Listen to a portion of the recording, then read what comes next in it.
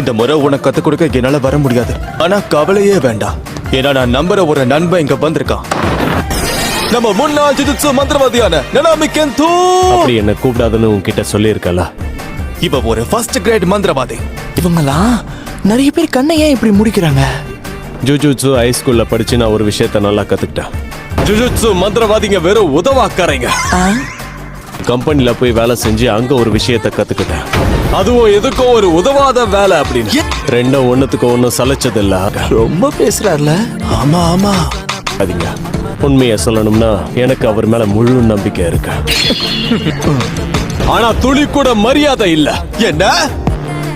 பேசி பேசி நான் களைச்சு போயிட்டேன். என்னதான் சுக்குனான்ற பாவம் உனக்குள்ள இருந்தாலும் நீ யாருங்கிறதையும் உன் திறமையும் நிரூபிக்க நீ எஃபர்ட்ஸ் போட்டு தான் ஆகணும்.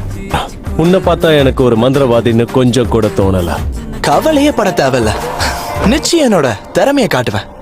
இந்த ஸ்பீச் எல்லாம் எனக்கு தேவையில்ல, உன் தலைமையில இருக்கிறவங்களுக்கு கூட. சரி, ஏன்னா எனக்கு இத பத்தின எந்த கவலையும் இல்ல. புரிஞ்சிருச்சு, கத்தாதீங்க.